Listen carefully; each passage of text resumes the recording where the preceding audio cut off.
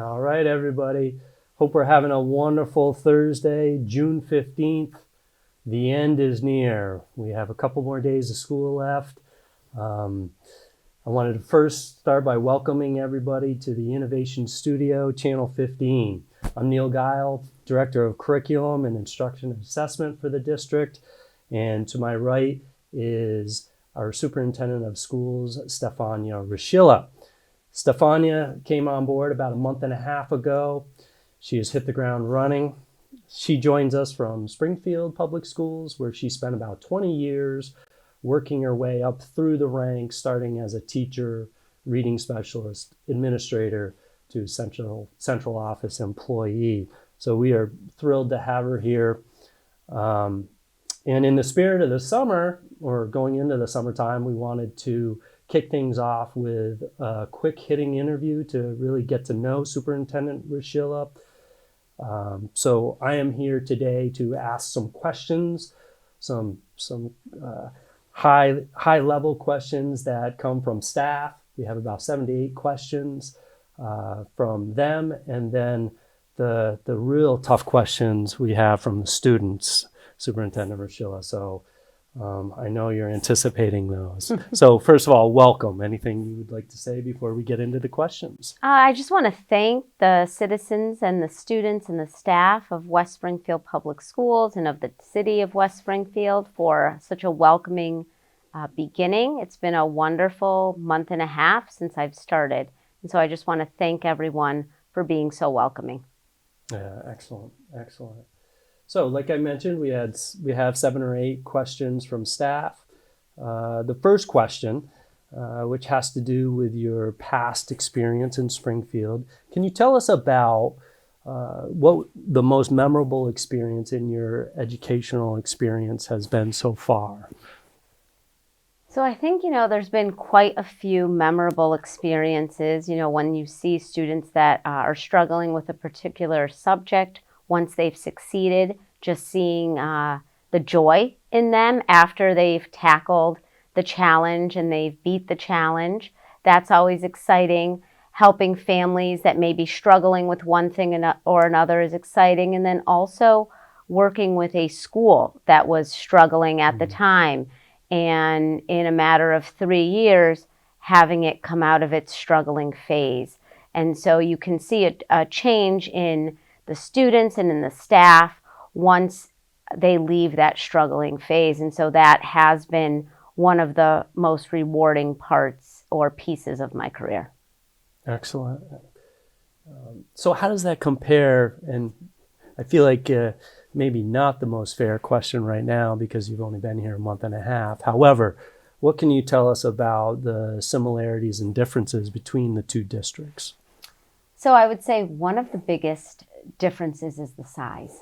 Mm-hmm. So going from 24,000 students to 4,000 students, that's a big difference. And the amount of schools is a big difference. But things that are the same, you're always working on with students and families and educators to increase student achievement. And I don't think that matters anywhere you go. Yeah. If you are into education, you know that you are in it for the students. Yeah, well said. So speaking of that month and a half, how has that transition gone? And any major takeaways or insights that you'd want to share with us so far? So I think in the past month and a half, I'm very happy that everyone's been so welcoming. So changing not only positions, but changing districts. You know that there are different personalities when you go, that there are different policies and procedures. And so it's a big learning curve, although it's only over the bridge, but a big learning curve to learn the way West Springfield has been run. And to also learn, about the different schools, the different administrators, meeting with families.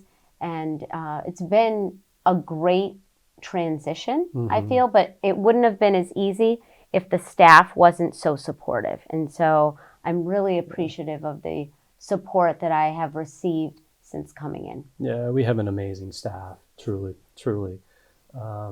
So what are you looking forward to in the years to come here in Westside or West Springfield? So when I think about years to come, since I've only been here a month and a half, I look forward to getting to know the community much better. So I've been at community events, I've been at school events, but it's only been a short time. And I feel like as time goes by, I will be able to build better relationships with the schools and with the families in the community. And so over time, I believe that will happen as long as I'm in the community doing things with the families in the community. Yeah, we've had some conversations about that over the last several weeks, and just really emphasizing the importance of building those relationships and immersing yourself in the community so that you can really speak to it is such a key component to our role. So, and even building the trust, because that's how, building the trust will be huge. Yeah, well said. Well said.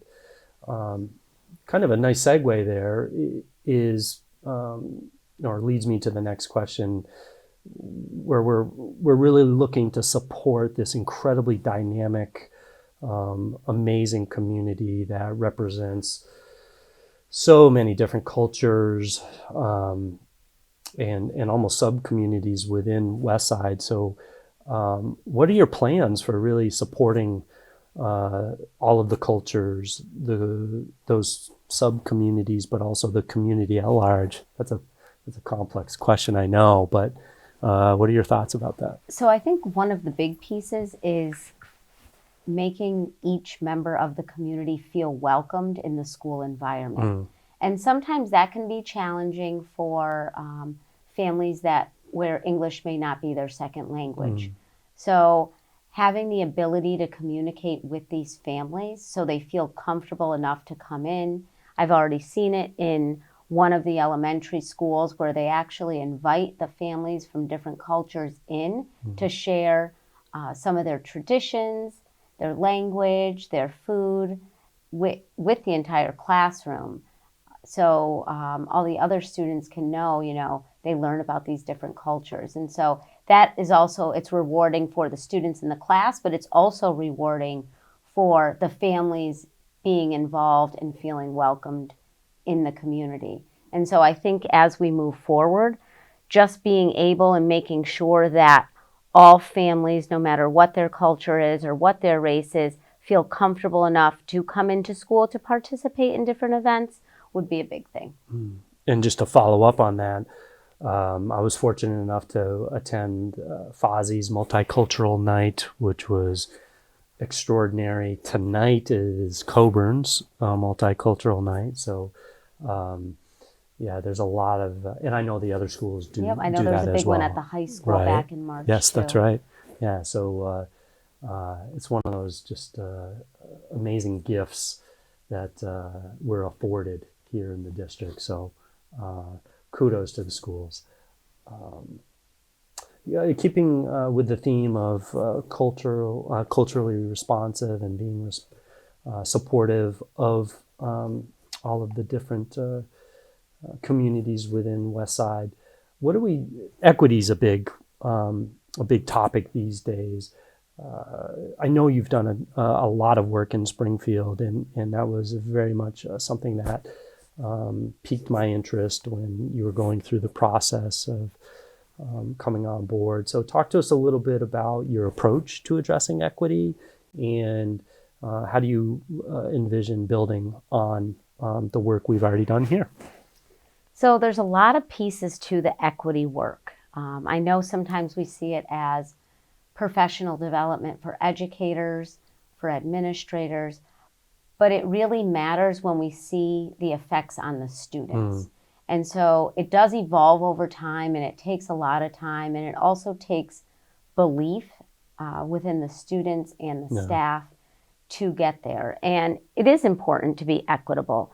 Everyone should have an opportunity to have an equitable education in a public school system. And so we aren't teaching to a specific group or a subgroup of students, that we are teaching to all students. And then when we also talk about equity, it's not the same for all students. It depends on, all students are different, all adults are different. And so we have to look at each individual differently to see exactly what they need and to support their needs, Yeah. which I know it's challenging for educators because they have 20-something students in each classroom. So being able to individualize is a challenge, but we do need to look at each student as an individual. Yeah, I love it. And really meeting them where they're at, right? We've talked about that in the past. So, what are your goals for the coming school year? We're going to obviously have a busy summer of planning and continuing to build those relationships. What is your vision for the road ahead? So there's a few things. One would be to build a strategic plan over the upcoming year. And so when we talk about equity and when we talk about the community, the idea would be to bring educators, family, community members, businesses together so we could develop a strategic plan that focuses on all students pre-K to 12. And it's so important to have the community involved because at some point our students are in the community and we're looking for students to become employees or eventually employers in the community. And so we have to be able to hear from everyone, from the faith-based partners as well that are in the community. It's just really important to get the entire picture of what is needed for a graduate of West Springfield High School. And so as we work together to hear everyone's point of view and what they feel that we need, then we can build a plan from there. Excellent. Thank you for sharing that. So last question from the staff, and then we're going to get into the fun part. So we recognize our roles are incredibly complex and dynamic, whether you're a classroom teacher, superintendent. We constantly struggle with finding that balance between home, school, occupation.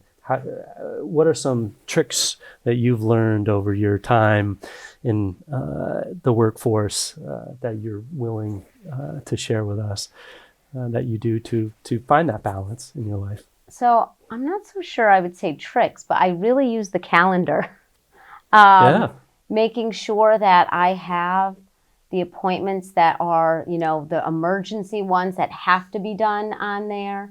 And then there are the ones that I would like to do if there's time. And so making sure that those are all organized, as well as I do have a set of twins that are 8 years old.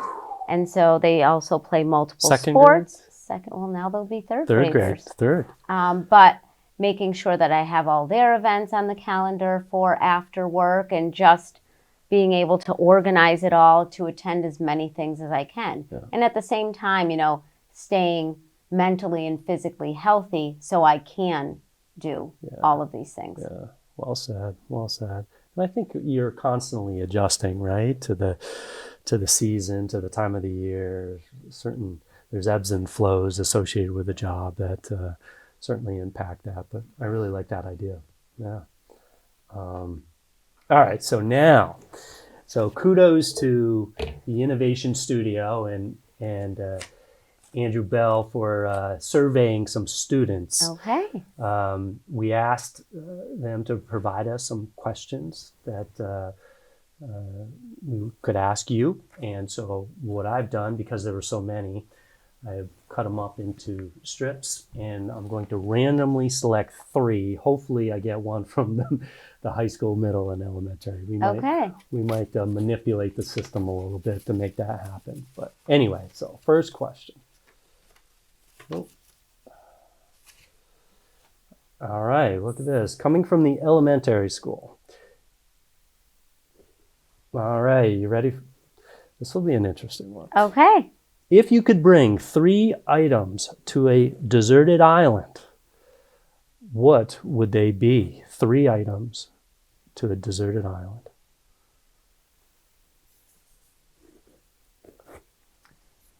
That's a tricky one. Well, first of all, I'd probably bring some sunblock. SPF 50? Probably, if I'm on that deserted island. The next thing I would bring, if I could bring a person, I'd bring a friend with me. I'd bring one of my children. I'd bring my fiance. I'd bring someone with me so I wasn't there alone if that was an option. And then the third thing I'd probably bring is some form of something that I could listen to music on. And so I'm thinking, you can't bring the iPhone because it's deserted. And so, I'm not going to have the data there. I'd have to go really far back to bring like a cassette player or something like that where I wouldn't I'd have to go really old school that I wouldn't need that form of technology. Can you name a band that you used to listen to in the 80s, please? Oh, probably Aerosmith. Off script, by the way, folks. Aerosmith. There you go. All right. Nice. All right. Ready for the next one? Sure. Oh, this is high school. I grabbed 2. Let's see. High school. Here we go. Oh, wow. This is a beautiful question. When you were growing up, did any women empower you? I'd have to probably say it would be my mother. Always encouraging me, never telling me that I couldn't do it, even though she may have thought that. It never came out of her mouth. Yeah. So always encouraging me to do my best, to play sports, to do well in school, to work. So it would be my mother. Yeah. I would say the same, by the way. Yeah, well said. I have to say, I also had some wonderful elementary school teachers. Yeah. That I do remember vividly. Yeah. Yeah. Excellent. And last question from the middle school. Straightforward question. Which or what college did you go to? Okay, so I went to St. Mary's College in Notre Dame in Indiana. So it is primarily a female college. And it's pretty far out there in the state of Indiana, but it was a wonderful liberal arts college. Excellent. Yeah. What was maybe a fond memory of that time out in Indiana? Probably going to the Notre Dame football games every fall season. So it's pretty memorable. If you're into sports and collegiate sports, it's a great place to go.